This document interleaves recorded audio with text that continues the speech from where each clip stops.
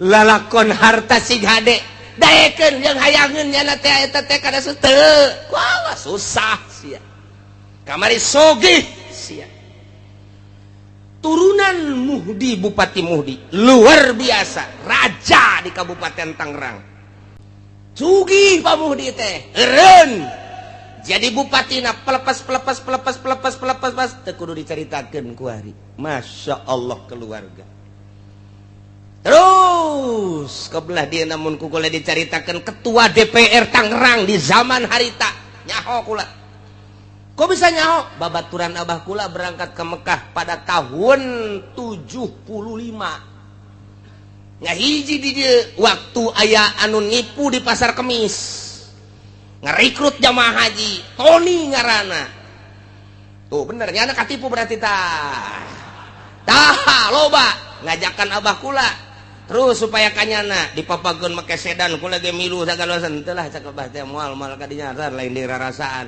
sabaraha puluh manusia nu katipu ku Pak Tony per detik ieu teu puguh tarangna teu puguh bujurna ka abah kula mah jeung urang Tangerang jeung ketua DPR nyana nu milu ka dieu sugih jasa kanyahoan sugihna angkot Tangerang Kalideres Cengkareng nu nyana kabeh di samping nyana jadi ketua DPR mau dibejakeun ngaranna sebab gua geus tarusah aya incuna ku nu ngaji ka dieu seuri bae nyana bener nya salaman tadi ge salaman aya incu si eta naik angkot kuari mah baheula boga angkot kuari naik angkot keur carita harta sugih jasa pat susah jasa kuari nang saha eta nang Allah wa huwal qahiru fauqa ibadi Soeharto 32 tahun ngajabat luar biasa hartaku jadi korup wah luar biasa nu ngadaharna lainnya na rugi amat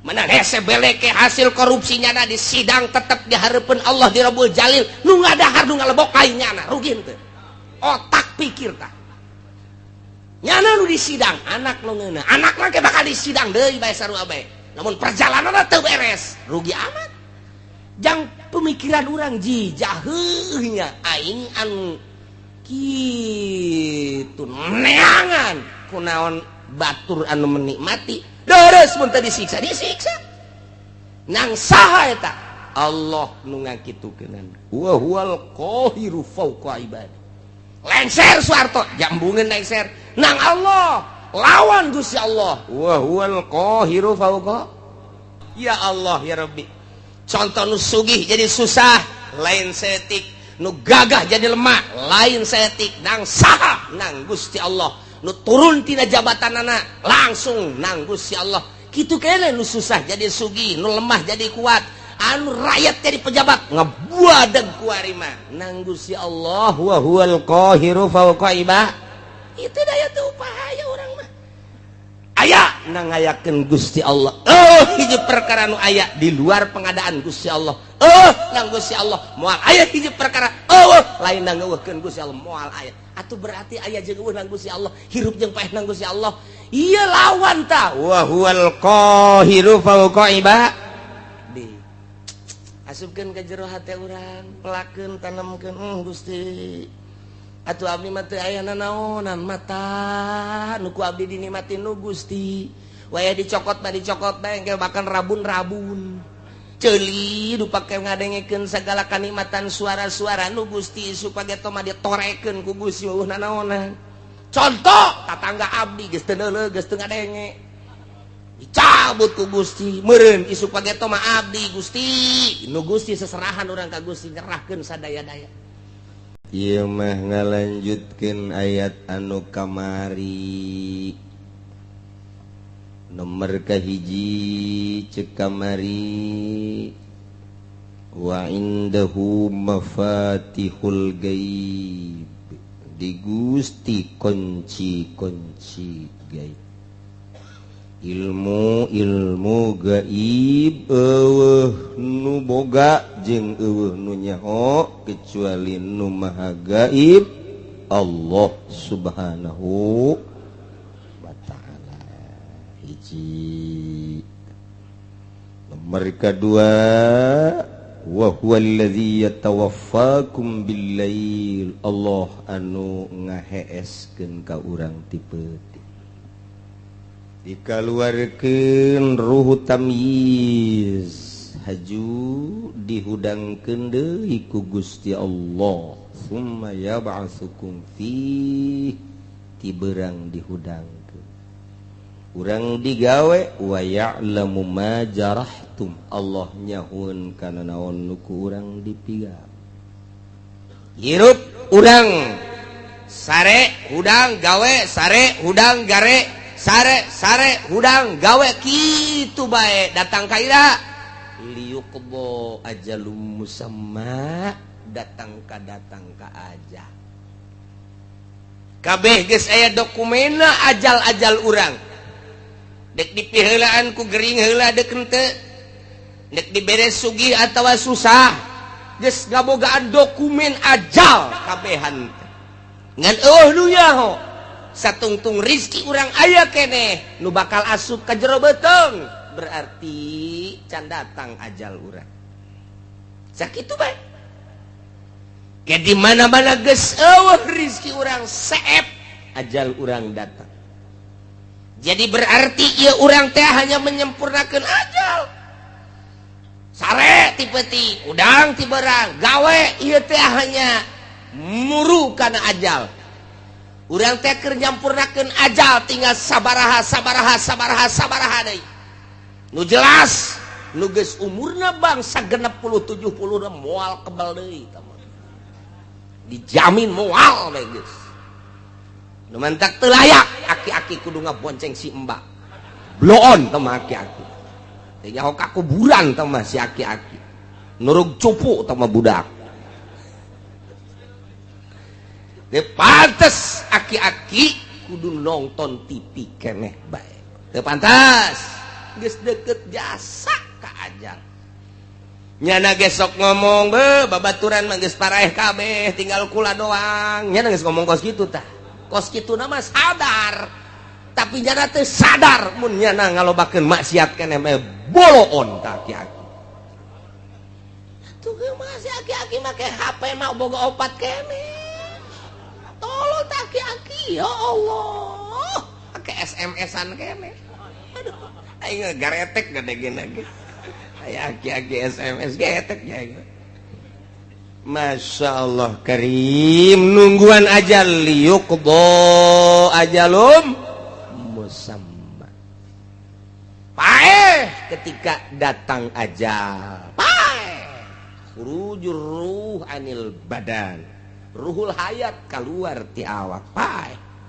apa geus an datang ka dinya hehe summa ilaihi marji'ukum jaga beres kiamat bakal dihijikeun ka Gusti Allah geus kahiji di mahsyar teh dek dinaonkeun summa yunabbi'ukum bima kuntum ta'malun Allah bakal ngabejakeun hiji-hijina pagawean urang waktu urang di dunia ih sararieu biasa sing hade biasa sing hade jasa cenah kiai asana kula mah keur ngora loba jasa dosa asana moal dihampura blon tah nu kos kitu tah blon pangeran urang mah beda jeung pangeran Kristen pangeran urang mah beda jeung pangeran Yahudi pangeran urang mah beda jeung pangeran Konghucu Buddha Hindu pangeran urang mah Allah nu sifatna Ghafurur sangkirang loba dosa apan pangeranna maha Ghafur Ghafur teh artina wazan paulun cek tukang ngaji mah segat mubalaghah maha hampura sangat ngahampura sabaraha dosa sia sakolong langit hampura ku aing pan aing pangeran tenang aduh cenah baheula ngadu koprok ulah kakarak jadi tukang ngadu koprok bandar koprok di hampura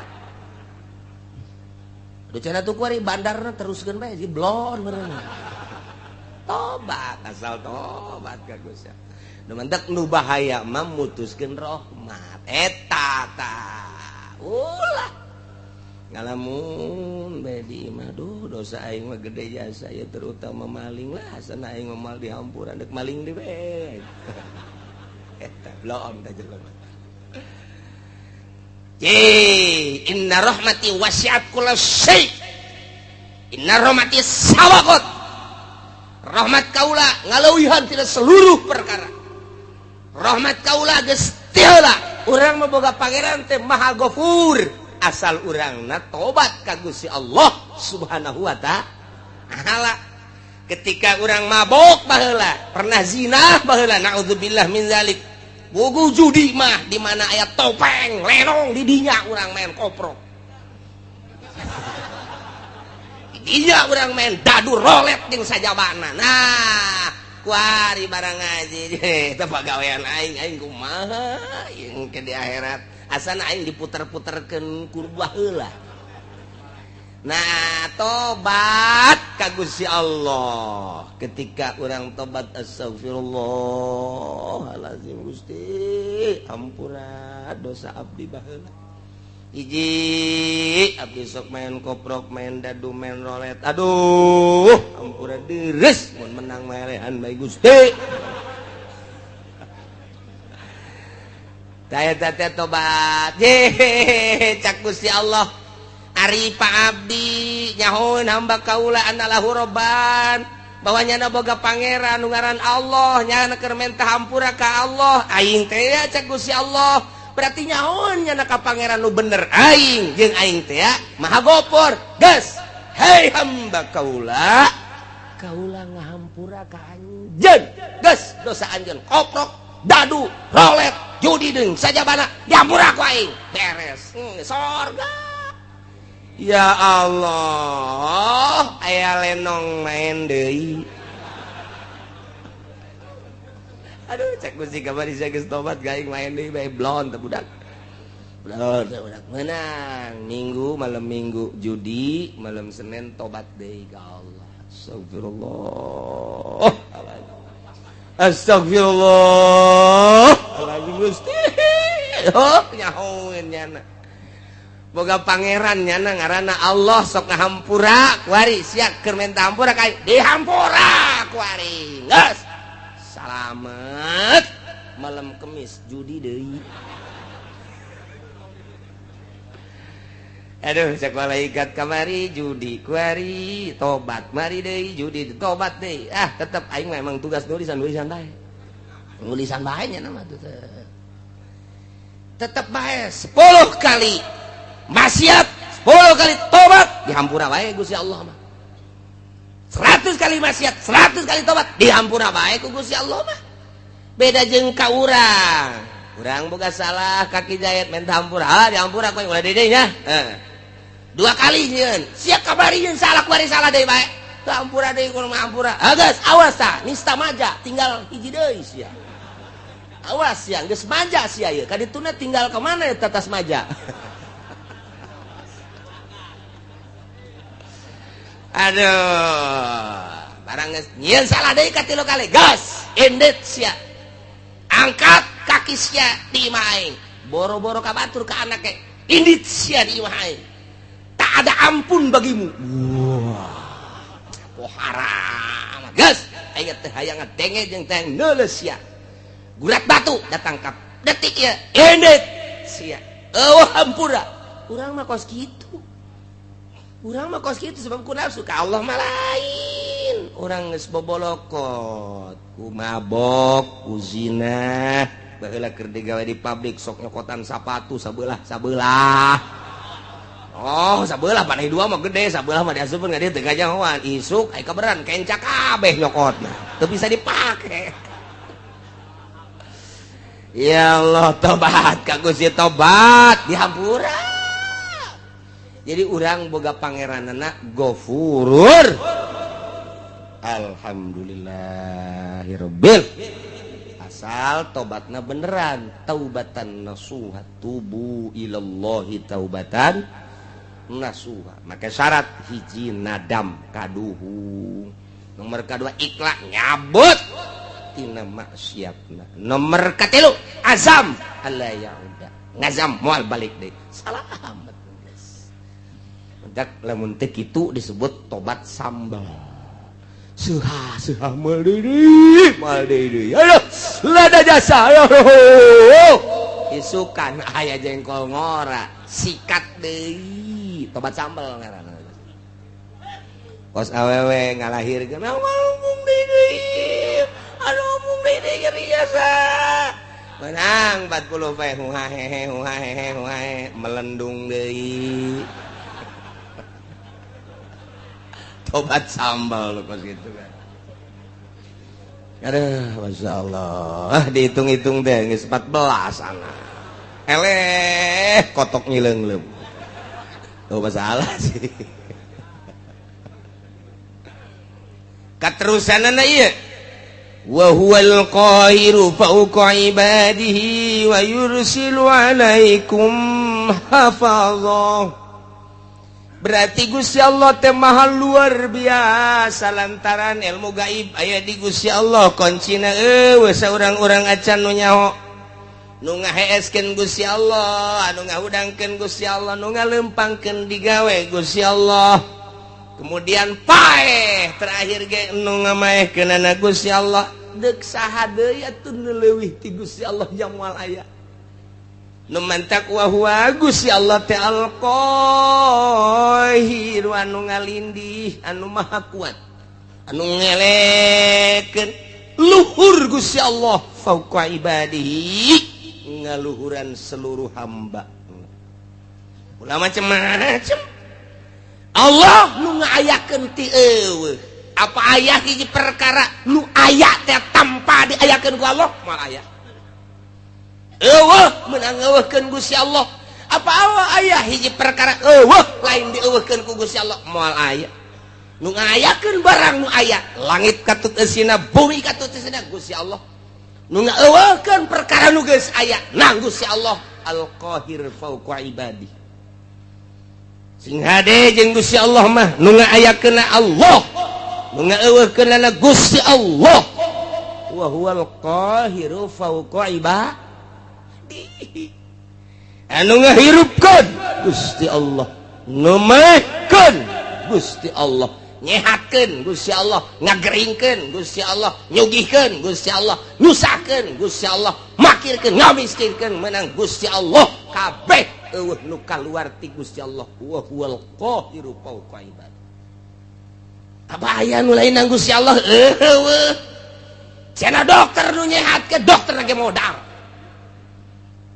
ulah waka kabatur sia dokter sia bae heulanan leglegan Gusti obat teh modal-modal keneh bae nang Allah berarti ulah dikira urang berobat ke dokter namun urang itibat nang dokter kudu maca 2 kalimat syahadat sing hade nu nyugikeun cenah bos urang bos lagi kadang-kadang susah deui teu saeutik nu kamari ieu sugih ku ari susah embungeun jana susah cak Gusti Allah susah sia susah bae gabari di zaman gusuran di tahun 72 mulai tahun 70 hiji asup gusuran ke pasar kemis tanah teangan saukur 75 rupiah murah jasa jelema ngajar rual meuli simking meuli ponik sepeda teh wah luar biasa tahun sakitu tah kulantaran atuh abah kula mah henteu gusuran atuh kula mah makena henteu ponik henteu simking makena mobil mau sepeda nu gede teh bae nu gede teh kadang-kadang mah berat ku sepeda moal mawa sepeda aing geus eta wah kabelah dieuna wah mari motor belah dieuna makin naik harga tanah meuli mobil oi belah dieuna pisan di tahun 80 ka dieu wah eta luar biasa jelema ngajualan tanah meuli angkot aya nu 30 aya nu 20 hirup keneh nu kamari boga angkot 40 ku ari teu boga sapeda aja moal dibejakeun jelema ge aya ku ari di dieu tadi ge sasalaman jeung kura iya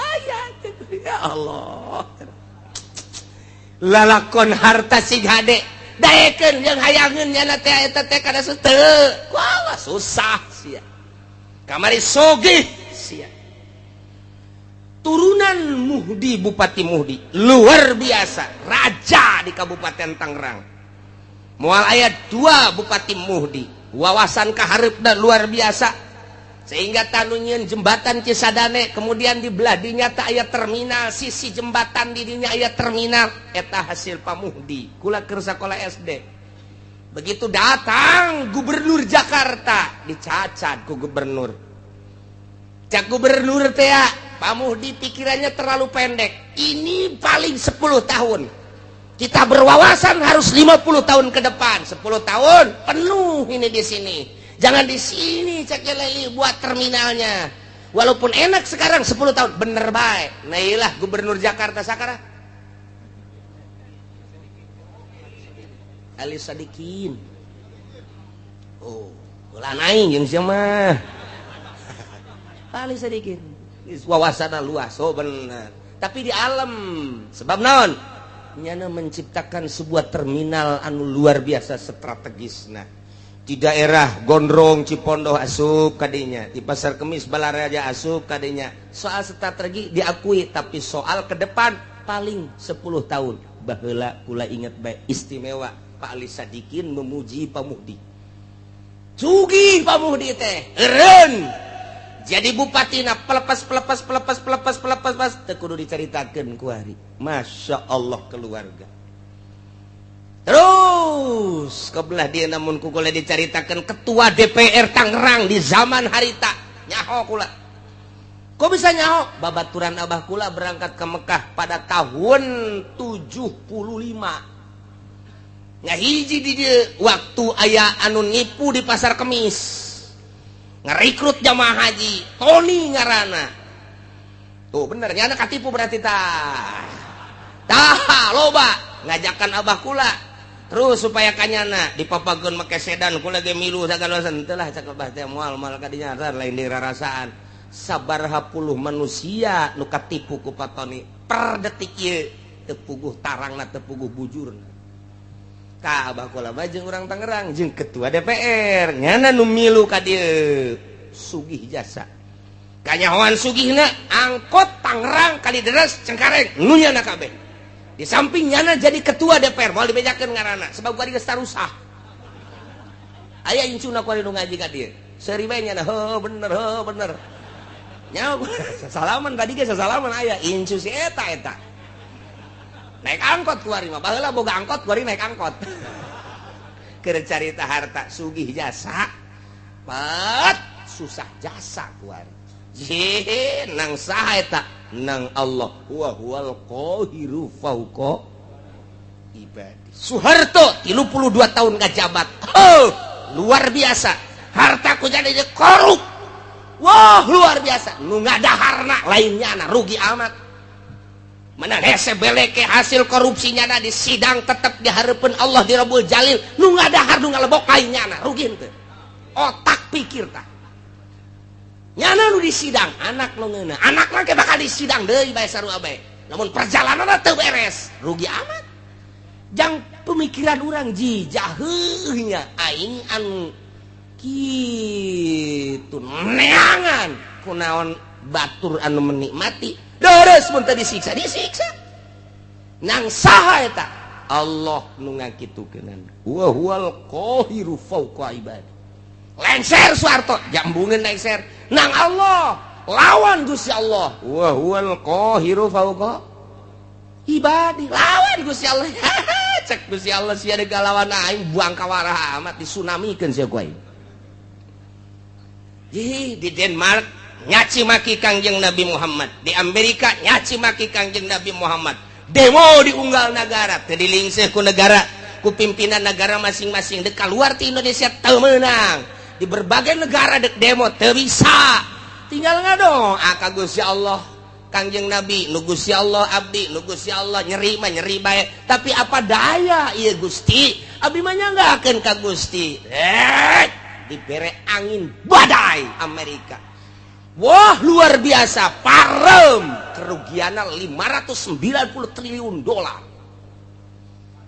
ji ulah dikira macam-macam ku ari teu loba omong Muhammadan teu loba omong gua teu neko-neko lawan sia Gusti Allah wa huwal qahiru fauqa ibadi lawan Gusti Allah aing mah dicaci maki ge ku sia dia tetep iman ka Kangjeng Nabi Muhammad caci ku sia maki ku sia aing mah moal robah iman ka Gusti Allah geus diserahkeun ka Gusti Allah unggal peuting nyanggakeun ka Gusti meureun lain orang Indonesia bae di Irak di Iran di berbagai negara Gusti nyanggakeun ka Gusti teu puguh teu kaaruh badai di Amerika endeu kumaha deui lawan Gusti Allah wa huwal qahiru fauqa ibad di batak sing hade ieu di Indonesia ge ieu ku ari pemerintah ngalawan Al-Qur'anul Karim dele tungtungna nu sarugi teu daek ngazakat cak Gusti Allah titipan aing sia nu aing hartana ge nu aing ngan ku aing keur dicoba sia dibere teu daek sia ngazakat awas sia cak Gusti Allah aing teh wa huwal qahiru fauqa moal kebal deui disetrukeun sia ku aing bener bae menyon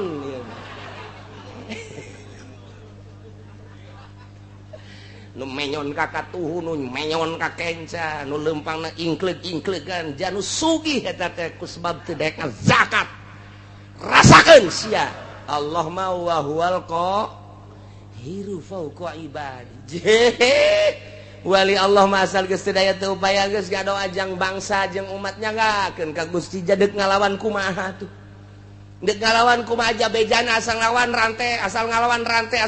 rantai jeung teu puguh pamimpin mun puguh pamimpin mah siap sadajan di rantai ge pamimpin ieu teh anu endek arah jujur jeung adil doa bae ka Gusti ngadoana ngan teu meunang menta azab teu meunang ngadoana ya Allah ya Rabbi tunjukkeun pemimpin nagara abdi Gusti janu Gusti tunjukkeun gubernur tunjukkeun bupati tunjukkeun camat tunjukkeun Gusti lurah nu mantap aya bae ta lurah teh anu kamari bang kawarah per poe ieu jadi bener loba eta mah nang Gusti Allah dibulak-balik peuting nang Gusti Allah beurang nang Gusti Allah hujan nang Gusti Allah panas nang Gusti Allah urang hirup nang Gusti Allah isu pageto paeh nang Gusti Allah aya di luar naon kitu ngaranna kakawasaan jeung iradat Gusti Allah moal aya wa huwal qahiru fauqa ibadi lawan Gusti Allah mentak lamun geus diasupkeun ayat ieu ka jero boga naon atuh urang kasep dijadikeun kabanggan goblok cak Gusti Allah sia dibere kasep lain pake sujud ka aing dipake bobogohan jeung kerang karawang boloon sia dibopengkeun sia ku aing sia bobeng wal qahiru fauqa ibadi dibere geulis lain pake sujud ka Gusti Allah endahan pake di layar kaca di layar perak layar emas boloon ta budak deleukeun ku aing sia moal kebal deui keriput ngedadak wa huwal qahiru fauqa ibadi lawan Gusti Allah ya Rabbi contoh nu sugih jadi susah lain setik nu gagah jadi lemah lain setik nang saha nang Gusti Allah nu turun tina jabatanana langsung nang Gusti Allah kitu keneh nu susah jadi sugih nu lemah jadi kuat anu rakyat jadi pejabat ngabuadeg ku ari mah nang Gusti Allah wa huwal qahiru fauqa ibadi itu daya teu upaya urang mah aya nang ngayakeun Gusti Allah hiji perkara nu aya di luar pengadaan Gusti Allah nang Gusti Allah moal aya hiji perkara lain nang ngeuweuhkeun Gusti Allah moal aya atuh berarti aya jeung eueuh nang Gusti Allah hirup jeung paeh nang Gusti Allah ieu lawan ta wa huwal qahiru fauqa ibadi asupkeun ka jero hate urang pelakeun tanamkeun Gusti atuh abdi mah teu aya nanaonan mata nu ku abdi dinikmatin nu Gusti waya dicokot bae engke bahkan rabun-rabun ceuli nu pake ngadengekeun sagala kanikmatan suara-suara nu Gusti supaya mah ditorekeun ku Gusti eueuh nanaonan contoh tatangga abdi geus teu neuleug geus teu ngadenge dicabut ku Gusti meureun isu pageto mah abdi Gusti nu Gusti seserahan urang ka Gusti nyerahkeun sadaya-daya ieu irung bisa pake hirup udara nage nu Gusti anu ku urang dihisep kajero keluar kajero keluar kajero oksigen alam ti Gusti sing hade teh ketika kurang dihirup aya dirinya teh nur ilahi jadi makrifat ketika kurang dihirup kadinya aya tetapi panyakiteun jadi darah tinggi hirup kurang jadi virus dan lain sebagainya itu ya orang menang Gusti wa huwal qahiru fauqa ibadi sing hade dihalangan ku dokter make masker teu meunang aya penyakit asup nu pangheulana kena penyakit nu make masker iya tuh geus kok kitu bae tuh ti Gusti Allah sakadar suruat sareat mah yehe horeganan lamun geus cak Gusti kitu bae geus teu bisa ngan memeh datang ke hakikat eta urang dikudukeun bersyariat tetep kudu bersyariat aing mah diuk bae dahar teh dahar ge kumaha Gusti geus datang encan sia kadinya geus datang encan lamun kayakinan sia geus datang kadinya bakal bener tapi lamun sakadar ngadenge surah encan kayakinan mah bisa payah kalaparan sia ulah tetep bae sapoe geus nu mere dahar mah nginum ji aing jadi kos kieu ya geus jadi kunang-kunang poa payah geus kurang kayakinan sebab naon sia keyakinan ka Allah na melalui naon coba heula mentak tama kudu ditungtun ku guru thariqah untuk mencapai hakikat lantaran make contoh-contoh kapan ji keyakinan teh aya ilmu yakin aya ainul yakin aya hakul yakin lamun urang geus datang ka hakul yakin dicontohan ku cak-cak teu kudu hese Imam Syafi'i mah dina hikam nya nama nyonton make cak-cak urusan rizki teh kumaha cak-cak cicing bae hiber henteu ka mamana henteu nu datang dahareunana ka nyana atuh naonan tareungit datang ka nyana coba jeun panyakit eta reungit nyana cicing bae cak kunaon tuh reungit ka dinya caplok paneta dahareun nu datang ngaranna dahareun tah mun urang geus boga kayakinan model cak-cak meunang cicing bae urang geus lamun aya kiai cicing bae kiai cak-cak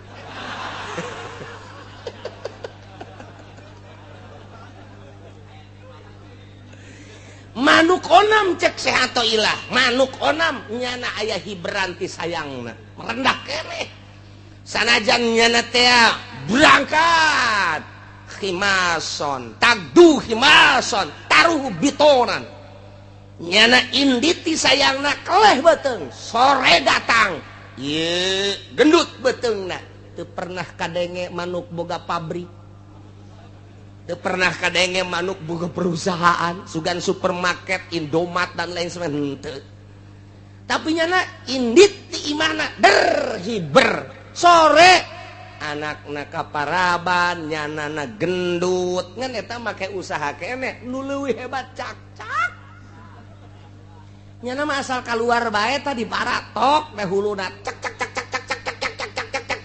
kadang-kadang kupu-kupu nu gede ge kadahar bae bloon jah teu kupu-kupu deuk naon tuh kadinya ya nang saha eta ngatur nang Gusti Allah wa huwal qahiru fauqa ibadi gua rendut eta cak-cak pohara jasa lempang teu daun henteu dahareun nu daratangna atuh berarti urang mah ieu bloon eleh ku manuk eleh ku cak-cak make jeung gelut sagala urang mah neangan sesuap nasi make jeung teu salat sagala neangan sesuap nasi eleh ku cak-cak eta cak kadengena doang kurang padahal mah Allah jika kadengena ku urang cek lamun urang dibere kaberenehan sieun ka cak-cak sebab nyana teh muji lo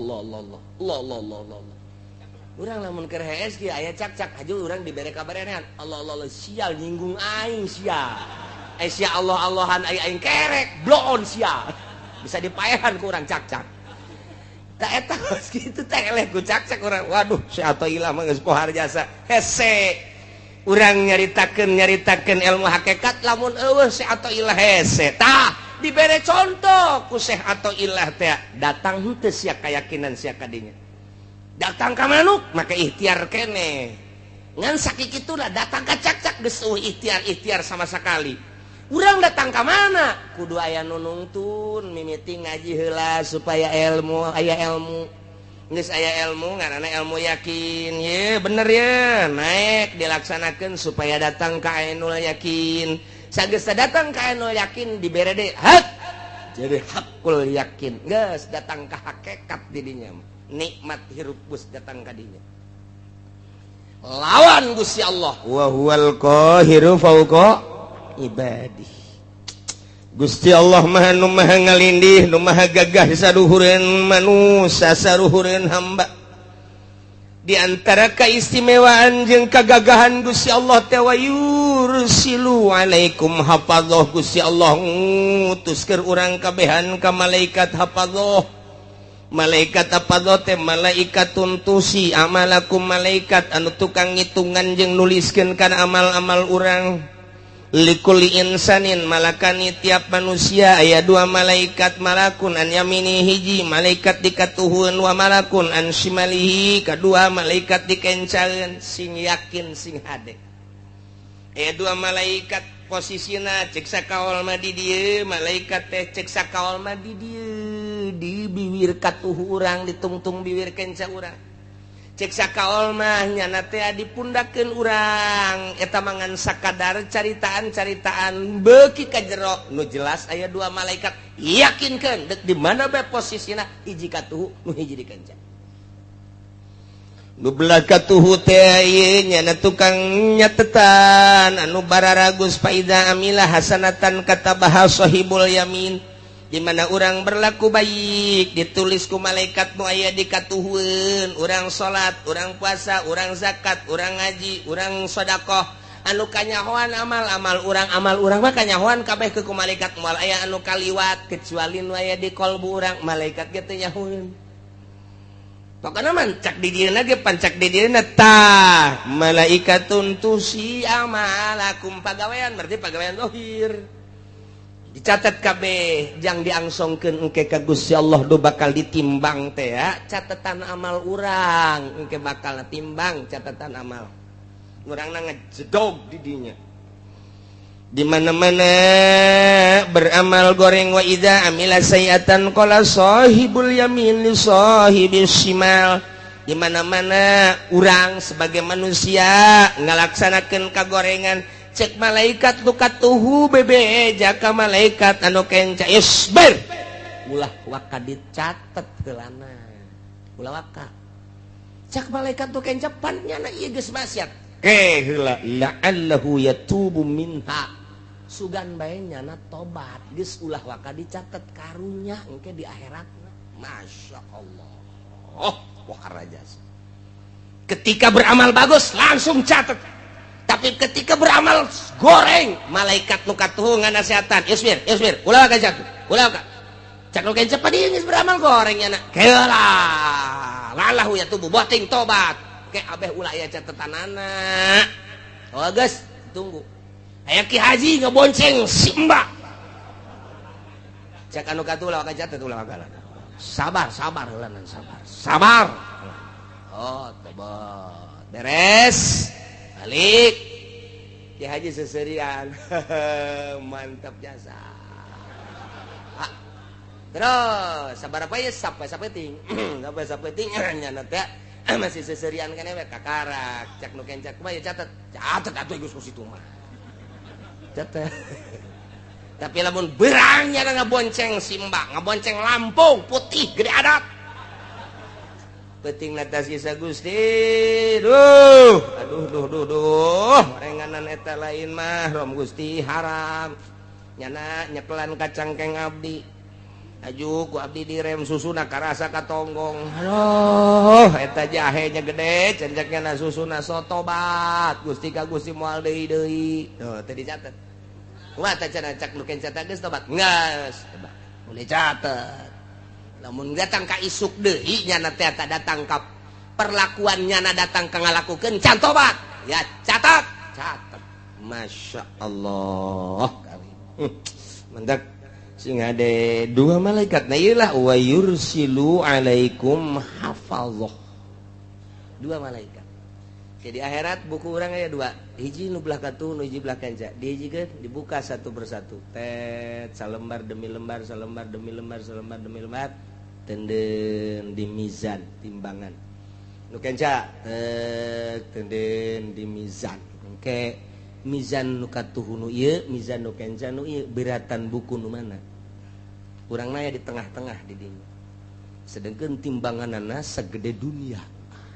Nundek ditembangna segede Haji Asep leutik jasa cek urang atuh tah teu kudu gede-gede naon eta ndek nembongkeun kadahsyatan Gusti Allah buku ditimbang amal teh katuhu jeung kenca cek urang dihadapkeun ka dieu urang geus beureumbang ka mana ye aduh puyang urang makanya ditonton ku manusia kabeh Haji Asep maju timbang teh sakit aja ini kumaha ieu lakon koteng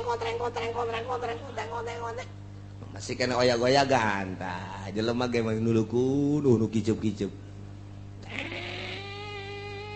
ngenca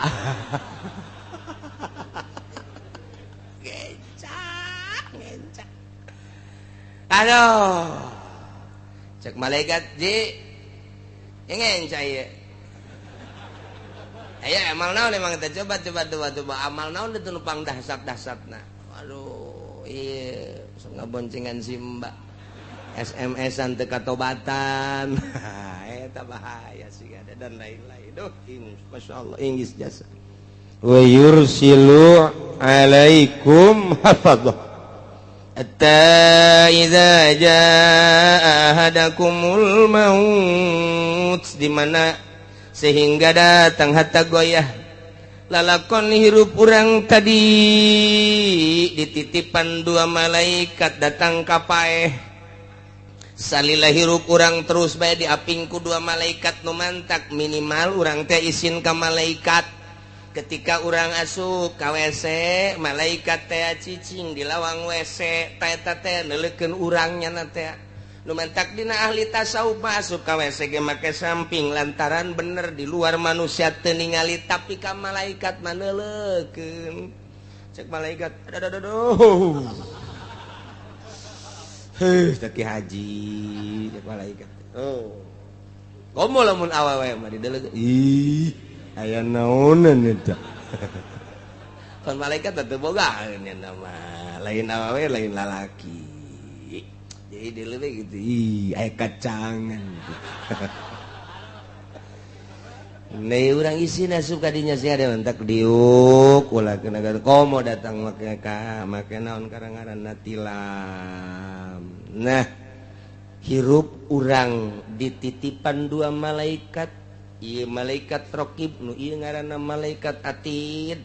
Eta teh datang ka maut hatta idza jaa sehingga di mana datang ahadakum da kasalasiji aranjeun kabeh al mautu paeh tawafat rusuluna ngamautkeun ka eta ahad yakni ka urang rusulna utusan kaula nu agung cak Gusti Allah saha malaikat nu sejen deui tah mah al malaikatul muwakkaluna biqabdil arwah malaikat anu diwakilkeun ku Gusti Allah jang nyebutan roh-roh manusia bahasana rusuluna jamatina rasulun rusul numadak al malaikatul muwakkalun malaikat tu diwakilakeun ku Gusti Allah tita nyabutan berarti loba malaikat eta anu nyabutan ngan pemimpin nama hiji malaikat Israil hiji nyana tah ngan anak buahna wah geus teu kahitung layu sudah moal ka itu mantak dijamakeun rusuluna geus aya utusan-utusanana pemimpinna hiji malaikat Israil hayang nyaho sagede kumaha eta malaikat Israil teh mun hayang nyaho kagedeanana eta teh lir teh beda jeung piring nu dihareupan ku manusia dunia teh segede piring segede eblek jadi manehanana neuleukeun sapoena 2 kali isuk-isuk jeung sore-sore didelekeun ku malaikat Israil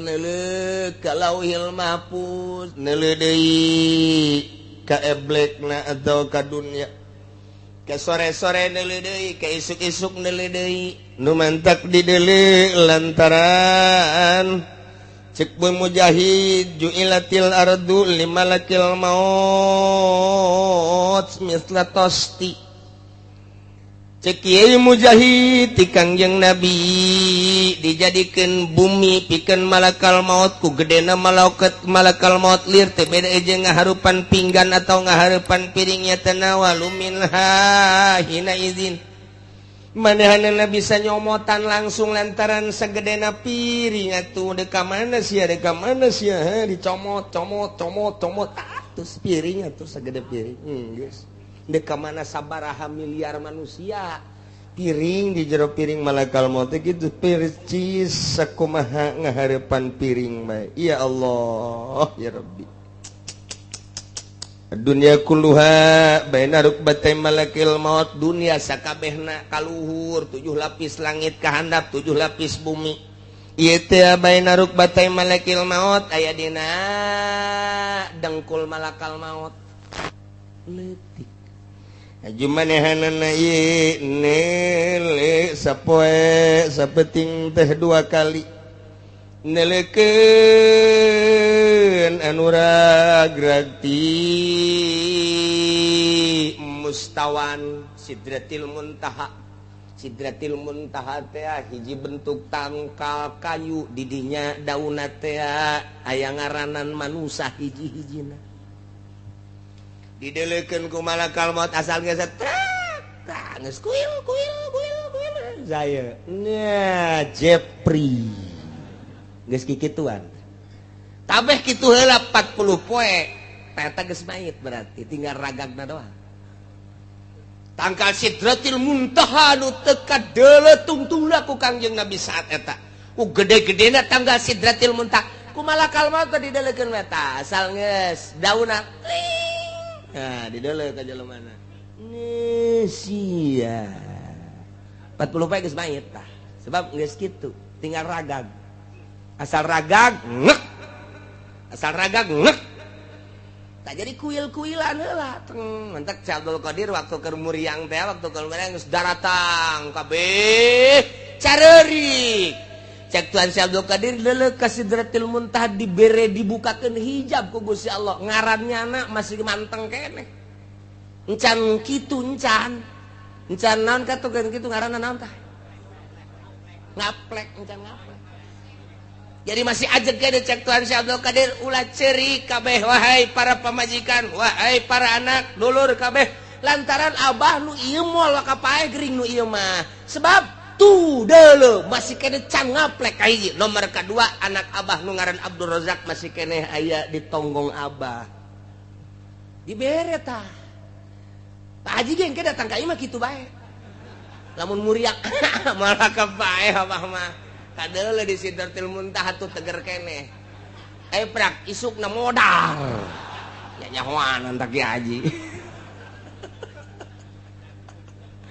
ieu urang carita paeh mah masyaallah tah mantap 40 poe ngaplek geus mait ngaranna urang ngobrol jateu muriang deui sagala rupa masyaallah geus geumor jeung mait eta teh sok aya bae teh bahasa-bahasa anu aneh bahasa-bahasa anu mengarahkeun kana yen manehanana deuk maut sering bae geus kajen kumaha ge kadang-kadang silaturahmi kaunggal dulur kaunggal babaturan aya nu kitu aya anu kieu babagi bae eta geus harta tah abah mah geus moal eta geus dibere sadar ku Gusti Allah asal geus 40 poe ragag tak langsung Israil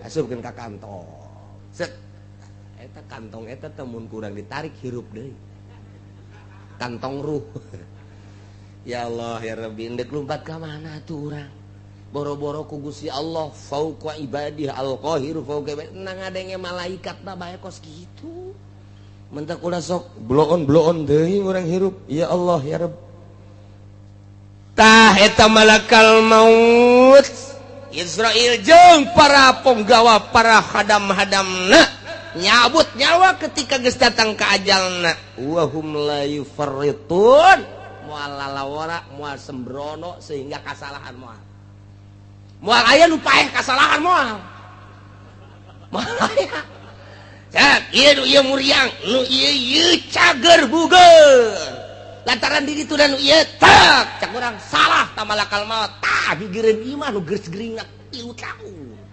urang mah bisa kos kitu tah henteu malakal maut ieu teh gering-gering bae can gaplek mah di ditu tenang bae ngaplek kakara ieu sehat tinggal sehat geus gaplek cak malakal maut deka mana sih deka mana sih Edih, jeung kabar sagala.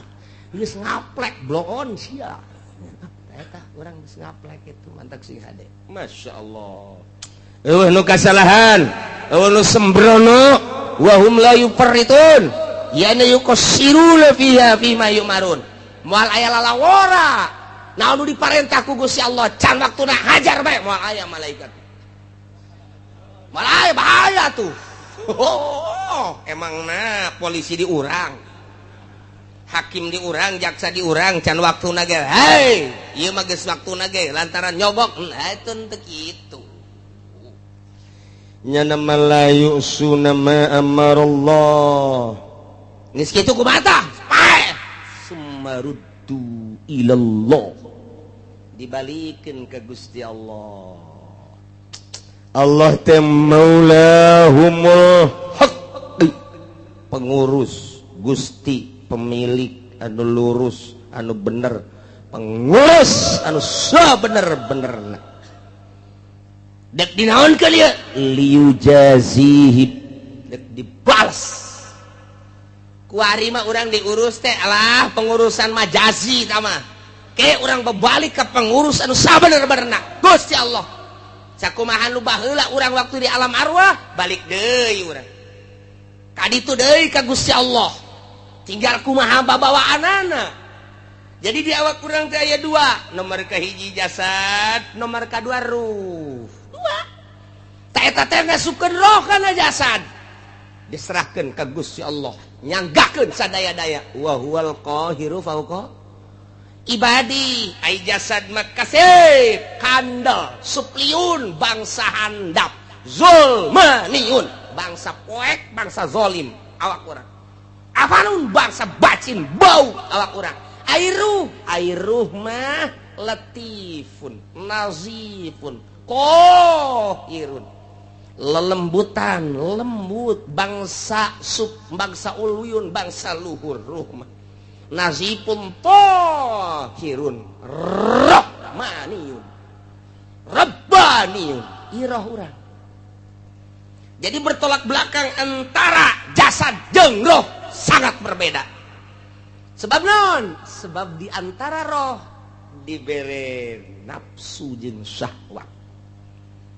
Dimentak di ilmu thariqah engke bakalna digambar awak urang teh lain sazikir-zikirna. Digambar aya lelembutan posisi-posisina di mana roh nu mana posisina dek dibersihkeun ruh teh sebab urang mimiti ibadah teh make ibadah zahir fikih ngaranna kemudian urang make ibadah teh qalbu kadituna make roh nah ieu ruhani urang ke manu ibadah teh nu teu kanyahoan ku malaikat hafadoh mah hancam hanya nulisan anu kadeuleu ku matanya anu kasaksian ku nyana ibadah pagawean zahir ketika geus pagawean qalbu jeung roh malaikat hafadoh ge geus teu nyahoeun hanya Gusti Allah nu mantap ketika ditimbang berat kakatuhum padahal amalna teu sabaraha malaikat ge protes Gusti jabukuna ieu sakikieuna kok bagus amat hanya aing nu nyaho cek Gusti Allah lantaran nyana nu zikir ka aing tiap nangtung tiap diuk tiap rek sare ngedeng dan lain sebagainya sia mah teu nyaho cek Gusti Allah ruhnya na ancul-anculan ka aing nu matak ibadah lamun geus make ruh bakal nikmat ibadah teh geus teu make awak deui awak pasabira teh mah lalagaan doang ngahareupan dahareun jang awak ngahareupan inuman jang awak ngahareupan si embak jang nu handap segitu bae teh mah hirup mah gitu bae Tapi ketika ngaharepan bacaan Al-Qur'anul Karim, qalbu, ruh. Ketika maca sholawat, qalbu, ruh. Ketika istighfar, qalbu, ruh. Ketika orang ngaji, kos kieu ruh. Roh urang ya teh, keur mikir roh urang teh set. Roh urang narima karena keaslian bener cak roh teh kos kitu, kos kitu, kos kitu, kos kitu. Sadar hati urang dipadu jeung roh sebab di jero aya sir. Nah, tidinya teh bener cak roh teh kos kitu, sadar. Benar, terus sadar. Kesalahan di jero majelis. Luar biasa tobat bener tobatan cakro teh atuh ulah cilaka kabehan urang ke di akhirat. Oh nya geus tobatan bae urang ibadah bae geus ka Gusti Allah ketika urang teh ngahiji tak qalbu jeung roh teh kitu kaayaanana. Tah di dunia mah jasa kedeung geus urang mah ibadah bae geus ka Gusti Allah bener jasa eta. Urayan Al-Qur'an teh geus bener jasa cakroh teh kos kitu kaluar bae ti majelis taklim. Mio di start tang ayah bayi jahe haji ke mana ke Cikupa sekian nanti gue lagi ende emang neng jeung sa tadi anda naik angkot ye Mbah Haji jeung sa sorangan gue lah milu bae oke deh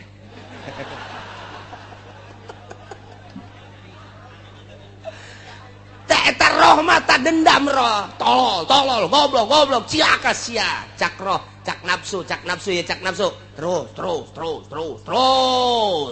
bangunna putih ya ieu mah cak nafsu tah hawa nafsu cak roh mah ulah cilaka ya cilaka roh mah pancet tadi gen nazifun latifun nazifun tahirun rabbaniun roh menang langsung ti Gusti Allah pangheulana diciptakeun teh roh memeh urang aya di alpaisana 2000 tahun sebelumnya dunia roh geus diciptakeun ku Gusti Allah. Ku ari tinggal diasup-asupkeun bae. Tata cakro teh aduh cilaka ieu asana balik ka Gusti Allah. Cilaka ieu balik ka Gusti Allah. Aduh cilaka jasa yeuh. Tetep we cakawana sudah roh ieu putih tanya. Dilalaunan-keun urang emang Mbah di mana cicingnya? Di situ di Cikupa, deket Citra. Ya emang sebelahnya. Pabuaran situ. Udah lama Mbak deh, lama udah pindah-pindah dulu pabrik ono baru sekarang pabrik itu ya. Lampungnya di mana Mbak? Saya Lampungnya di Krui. Jauh iya jauh, makanya segen pulang. Sekira itu udah pernah kawin udah, suami saya nggak bener ninggalin saya. Jadi sekarang janda saya. Pak Haji punya istri enggak? Punya sih. Atau punya juga enggak apa-apa. Emang di agama makan boleh laki-laki makan 2. Masya Allah mantap. Mantap jasa. Aduh guys luar biasa muringkak bulu ujianana. Aduh. Ya Allah ada nomor HP-nya enggak? Kata terus adlon. Cakro teh aduh haji cakram terus asana hesen yang anu putih kos kieu hese eta mah adupun ka dituna mah atuh aing geus terus rumah tangga mah henteu atuh tuh babari teh mah tah ngaranna milik geus dihareupeun teh mah masyaallah eta kos kitu tah keur di jero majelis iya waduh geus tobat aing geus tobat keluar ti lawang majlis deui tatobat Masya Allah nah awak kurang teh 2 roh hiji jasad hiji nu mantak ke di akhirat roh teh ieu teh nyarekanan awak goblok cak awak teh aing mah pan bagus diciptakeun tungtung mah ka neraka jeung aing-aingna roh kan bawa ka neraka sial jasa cak roh teh ye atuh cakok teh sia teh kunaon daek bae lain hayu ka aing teh ye pan aing mah bangsa robani sia mah bangsana bangsa jismani sia mah pan sakifun berat supliun bangsa andap zulmaniun tah ieu teh pan ku aing jijieun alat sia teh aing teh teu bisa daya sebab aing melatih bisa na aing kanyahoan aya di awak sia pan sia ngaji ka Cilongo pan harita ku aing tah eta nu bener mah ulang ngridit urang tah eta nu akur mah pan atuh sia keluar di majelis aju ngridit deui atuh sia teh ngabejaan ribut cenah di hareupeun neraka ribut cak malaikat ulah ribut sia saruana eta mah percis bae aya jelema buta ngan bisa lempang aya jelema neuleuh ngan teu bisa lempang kemudian datang eta anu bisa neuleuh ngan gempor teu bisa lempang ngobrol nyana tuh di hareupeun imah Pak Haji buah bola de jasa buah cak nu buta sia bisa neuleuh aing mah teu bisa apaan gua deng kumaha ge buah tuh aing mah bisa maling aing teu bisa aing bisa neuleuh doang ngan teu boga suku kumaha nyokotna tuh neuleuh bae aing sarua bisa lempang aing mah bisa lempang ngan teu neuleuh aing mah bisa neuleuh ngan teu bisa lempang barengan yuk barengan aing punggu ku sia ayo dipunggu nu gempor ku nu buta ada dampak deh kebenaran ayo lebang cekelah ngarang nage buta ngaler ngidul oh geus datang ieu ka tanggal buah dialaan ku nya tak geus balik tah eta nu bakal disiksa apakah nu beunta apa nu buta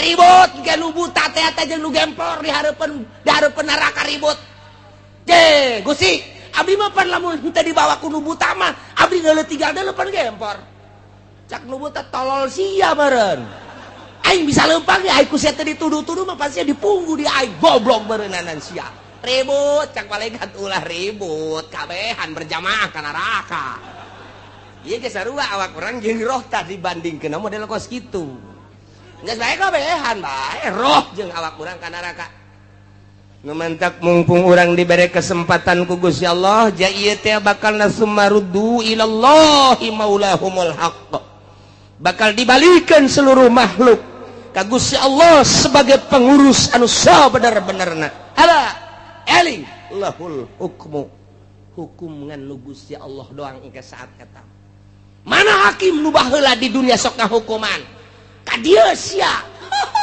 hakim geus ceurik bae teh jaksa mana jaksa pengacara ada sia nu baheula di dunia dibere kekuasaan hukum hakim teh jaksa teh pengacara teh termasuk polisi nu sok bawaanana termasuk pemerintah anu ngabsahkeun jeung ngawenangkeunana dipanggil ku Gusti Allah raja limanil mulkul yaum mana raja nu baheula kututang keteteng di dunia anal malik cek Gusti Allah ai raja kuari ayo sia sabaraha tahun sia ngarajaan di Indonesia nyaon teu aya sabaraha fakir miskin aya sabaraha anu yatim piatu aya sabaraha rangda tah nu rangda mah abdi nyaho tolol sia goblok sia raja ditanya sia nyaho rangda mah cenah tapi nu geulis doang blon teh coba eta lurah kamah tuh nih dipanggil sumaruddu ilallahi maulal haqqi ala cak Gusti Allah eling awas ingat lahul hukmu hiji nu boga hukum Gusti Allah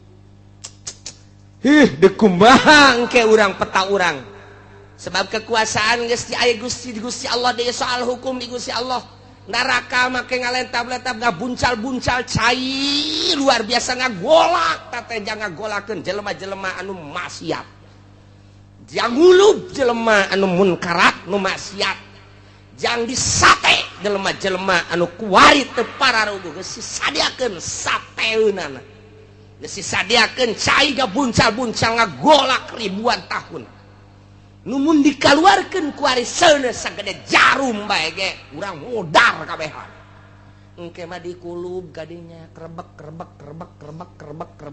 ku ari dasi ambay-ambayan kuari sapatu herang, mobil bisa gemilau anu luar biasa, istana sakitu megahna salin ganti awewe ti mimiti nu putih datang anu hideung los engke sia rasakeun ala lahul hukmu Gusti Allah nu boga hukum moal bisa ngadalil ngahujah aya kitaban di dinya 2 malaikat hafadoh nu nulis mayal pizu min qawlin illa ladaihi raqibun atid ucapan jeung pagawean aya nu nulis malaikat raqib jeung atid geus urang mah tinggal sadar wa huwa asraul hasibin Gusti Allah nu panggancang-gancang ngahisab.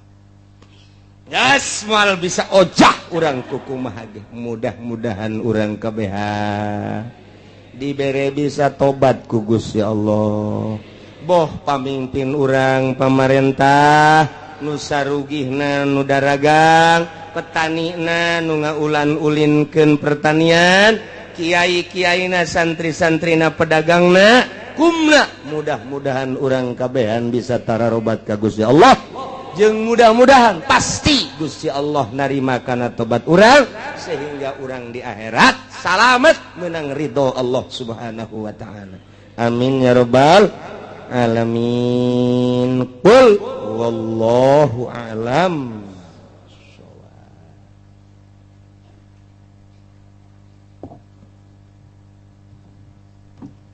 A'udzu billahi minasy syaithanir rajim. Bismillahirrahmanirrahim.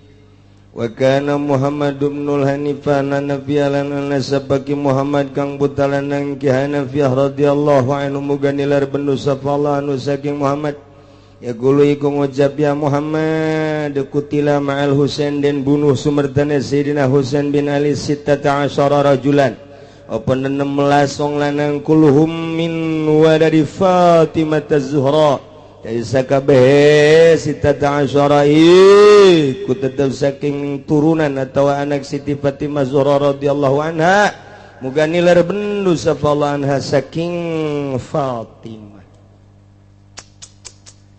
Ieu mah kabeneran terjadi Karbala 10 Asyura.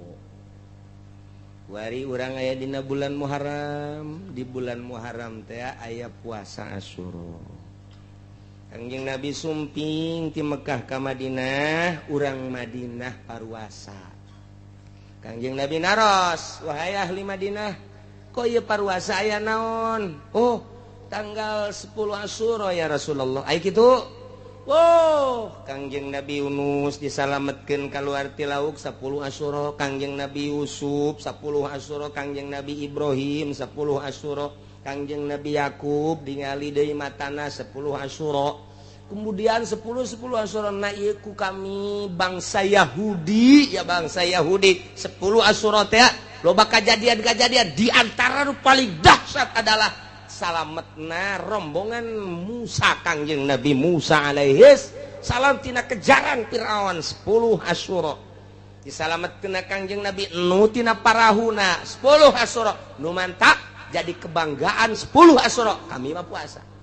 Hehe, cak Kangjeng Nabi atuh kami leuwih utama tibatan anjeun. Nu mantap cak Kangjeng Nabi lamun kaula ye hirup datang ka engke deui bakal puasa Tasu'a tanggal 9 nu mantap cak Kangjeng Nabi sumu Asyura wa ma qablahu wa ma ba'da puasa anjeun dina tanggal 10 Muharram oge jeung poe memehna jeung poe entasna. Sahabat nanya kok pan Yahudi mangan Asyura dong urang kudu ngabedaan kaya do khaliful yahuda wan nasara sulayaan ku anjeun Yahudi jeung Nasara. Yahudi mah puasana tanggal 10 urang jeung tanggal 9. Lamun hayang beda ulah puasa sama sakali deui eta nu akur mah tah puasa tanggal 10 tanggal 1 Kamis Jumat Sabtu berarti tanggal 10 Sabtu Asyura memehna Jumat ngaranna Tasu'a nusa entas nama endek mang endek dilaksanakeun deuk-deukkeun bae cak pikih 2 bae Tasu'a jeung Asyura.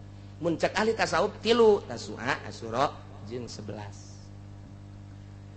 Jadi urang berarti minggu hareup mah puasa Jumat, puasa Tasu'a, poe Sabtuna Asyura. Nu mantak 2 abeh beda jeung Yahudi atawa mun hayang beda ulah asana loba anu eta tah.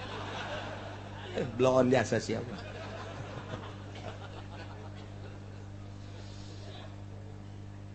Moal kaburu mun didongengkeun Sidina Husein. Sidina Husein berangkat di Madinah ke Mekah tanggal 2 haji. Begitu datang ke Mekah dek hajian geus umroh, tiba-tiba mimpi Sidina Husein kudu berangkat ke Kufah.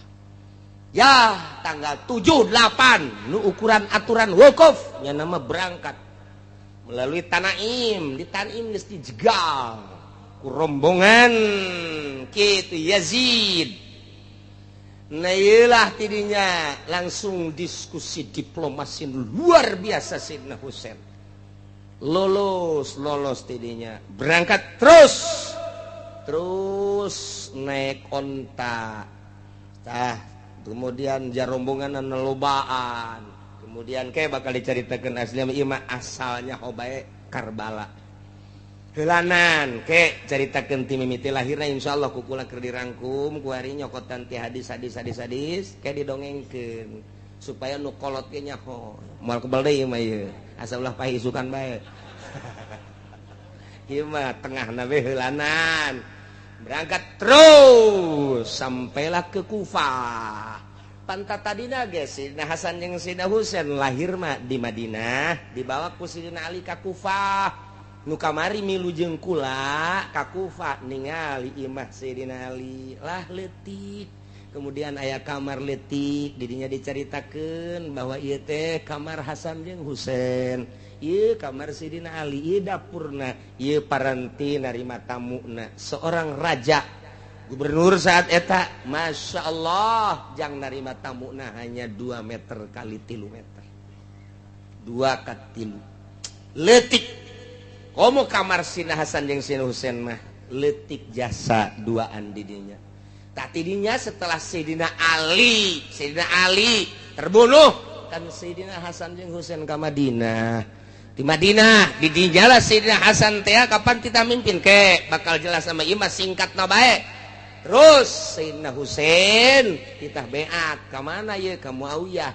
Emang kunaon kitu ta Muawiyah ketika Kangjeng Nabi pupus anu terpilih Sayyidina Abu Bakar nyana panas padahal nyana sahabat tu paling menonjol di medan-medan laga sebagai panglima adalah Muawiyah. Kunaon anu dipilih Sayyidina Abu Bakar mulai dengki ti harita. Tapi ieu sahabat teu meunang di luar ngaji ye. Ieu mah keur carita bae. Pada urangna bae ke teu meunang ngadongengkeun nya. Mun ngadongengkeun pada urangna bae kitu deui. Kitu bae lanan. Sebab ieu sahabat jeung sahabat teu mantak sieun ge ngadongengkeun ieu mah sieun. Kan Muawiyah teh sahabat panglima Kangjeng Nabi. Tapi didinya masih keneh Sayyidina Muawiyah teh kitu nahan kasabaran ketika Sayyidina Abu Bakar Siddiq selesai tina jabatan khalifahna sugan kapake deui Sayyidina Muawiyah kunaon Sayyidina Umar nu ditaekeun. Mulailah Sayyidina Muawiyah di dieu ngabangun kekuatan armada. Nyana nyieun kitu armada kekuatan. Jadi berarti oposisi. Itulah Sayyidina Muawiyah.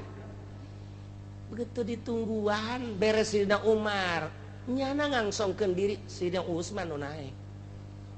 Nah iyalah makin dendam ta Sayyidina Muawiyah. Balik Sayyidina Muawiyah ka Irak, ka Kufah. Didinyalah nyieun kekuatan.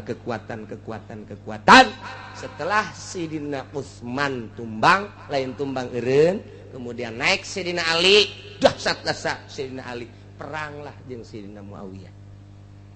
Lantaran naon ieu tita tadina ge hayang jadi pamimpin. Masya Allah, kos gitulah kepemimpinan. Secara zahir mah kos gitu secara zahir. Akhirnya ya ribet Sayyidina Ali tumbang lantaran na pedang. Engke diceritakeun insyaallah satu persatu. Nah ieu mah diceritakeun Karbala. Tidinyalah terus Sayyidina Hasan bangkit. Sayyidina Hasan, kemudian Sayyidina Husain. Sayyidina Husain titah beat ke Sayyidina Muawiyah. Sayyidina Muawiyah maut, Yazid titah beat ke Yazid putra daripada Muawiyah. Tedaekeun zaman Muawiyah jeung Sayyidina Ali bapa jeung bapa, kuari zaman anak Yazid jeung Sayyidina Husain. Kemudian panglimana adalah Abdullah bin Ziyad. Ieu nu paling buang kawarah mak. Ini nyalah kabur Sayyidina Husain ke Madinah. Di Madinah terus yang kekuatan loba pengikutnya hampir luar biasa. Berangkatlah ke Mekah hasil daripada mimpi. Jeung mimpi-mimpi nu tadi diceritakan kamari bahwa bakal terbunuh di Sayyidina Husain. Sebab Sayyidina Husain penghulu manusia anu bakal anu diceritakan ku Kangjeng Nabi, dua pemuda anu bakal jadi keistimewaan di sorga cek Kangjeng Nabi. Bakal katingali dua pemuda saya tak Hasan jeung Husain incu kaula. Jadinya langsung diceritakan dina impian bakal perang jeung bakal terbunuh. Geus saeueun Sayyidina Husain mah. Nu mantak Sayyidina Husain mah kapan ieu teh termasuk kana kitu mursyid. Malaikat Jibril ti Gusti Allah, ti malaikat Jibril ka Kangjeng Nabi, ti Kangjeng Nabi ka Sayyidina Ali, ti Sayyidina Ali ka Sayyidina Husain mursyid. Dina thariqah moal aya nu kaluar ti Sayyidina Husain. Mual ayah nu kaluar ti Sayyidina Husain mual ayah. Ininya terus ke Syekh Muhammad Bakir. Nah, terus saya Sayyidina Husain teh mimpi ka Mekah. Lantaran tadi nak ka Mekah keburu mimpi deui tanggal 7 tanggal 8 berangkat nu kuduna wukuf nyana berangkat melalui Tanaim ka Kufah. Di Kufah geus disadiakeun jang peperangan ku Yazid. Jadinya beberapa hari berarti datang ke tanggal 1 Muharram masih di jalan, tanggal 2 Muharram masih di jalan, tanggal 3 Muharram sampailah tanggal 7 sampailah di Karbala. Nyeun kemah-kemah ngaran-ngarana keur dicatetan ku kula saha nu milu awewe turunan Kangjeng Nabi syarifah berarti kitu keneh putra daripada Sayyidina Hasan, putra daripada Sayyidina Husain. Urang lamun ka Karbala ka ditu bakal aya di dinya teh nu mawa cai kieu bae yeuh, cai ngorolok bae. Nah eta bakal dicaritakeun insyaallah Abul Fadl Abbas eta teh dulur Sayyidina Husain beda mah. Nah ieu lamun urang geus ka ditu ka Iran nganyaho urang makom Sayyidina Husain Karbala bakal nyaho kabayang be ta Karbala teh. Aya Abul Fadl Abbas eta cai ngorolok bae didinya lantaran ketika Sayyidina Husain panglima anu henteu terkalahkan luar biasa titah beat ka Yazid teh embung lantaran naon ieu sebab Yazid eta neruskeun Muawiyah nu matak embung naon lantaran perpuluh dilaksanakeun haram ieu cek Sayyidina Husain teh. Di antarana aya sababaraha poin anu dirobah nu di zaman Kangjeng ku Sayyidina Muawiyah dilanjutkeun ku Yazid. Jadi berarti merangan batil Sayyidina Husain teh. Hargai kaula sebagai incu Muhammad, incu Rasulullah. Anjeun geus karobah hukum-hukum menang ti bapa kolot kaula. Kula mah datang ka Irak ge moal kudu beat kanu ngaran Yazid. Satungtung Yazid galaksanakeun luar aturan Al-Qur'anul Karim. Masya Allah. Tidinya lah terus yang tenda akhirnya perang sapoe istimewa Sayyidina Husain 2 poe loba nu gugur katilu poe tanggal 10 tanggal 9 Sayyidina Husain leungeun nu kencana geus potong kasorekeunana ieuna kenapana geus kadi bercucuran darah istirahat Sayyidina Husain lantaran wah perangna geus eueuh tanding. Jadi lamun Sayyidina Husain turun ke medan laga, kafir teh geus teu ka itu bret kaistimewaan ngulinkeun kuda jeung ngulinkeun naon panah jeung pedangna. Iyalah Sayyidina Husain. Tah, baju nu waktu dipake ku manehan naon perang warnana kos kieu.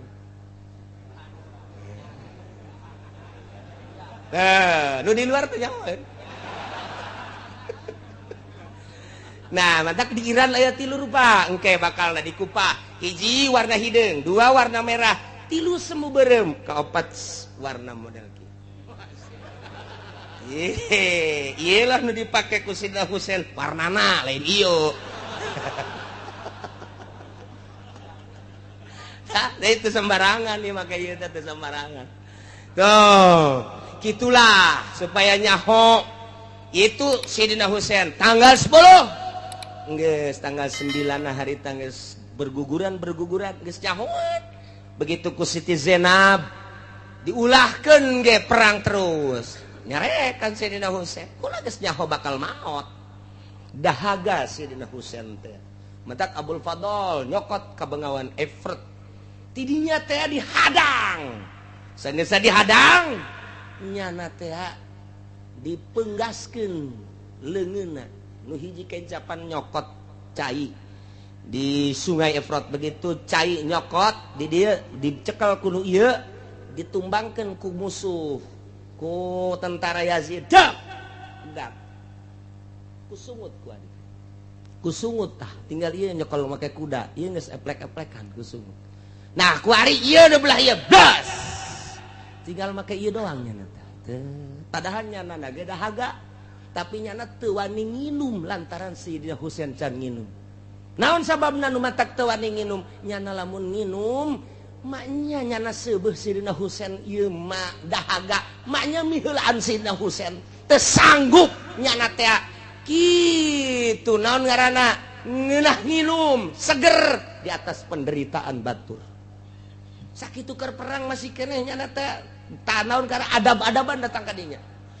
Ya dianggeuskeun bae langsung ceger tumbang. Oh nu nginum saurang-urang acan. Nu mentak lambangna ke di Karbala cai gitu. Diais ka dieu, ngorolok ka dieu. Ketika kula zarah ka ditu ditanyakeun aya cai naon urang ditu lagi hampir teu nyaraheun.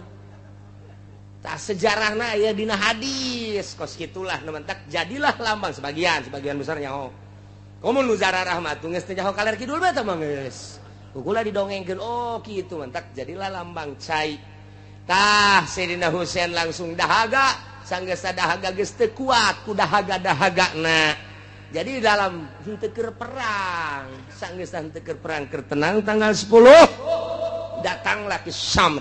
Nah, utusan daripada Umar bin Abdul nu kamari dicaritakeun di dieu tah pembunuhna Umar teh Umar bin Abdul lain sabenerna mentak persina kill aslina mah kos kitu. Langsung bae ditumbangkeun ceger dibelah heula ceger. Memehna heula memeh lantaran kuat jasa Sayyidina Husain mah hampir eleh. Tentara Yazid sakitu lobana hampir eleh. Nah, kuari Sayyidina Husain teh dikakalakeun. Caki Syamir kuari kieu. Di seluruh arah urang panah ieu Husain. Jadi dipanah di seluruh arah.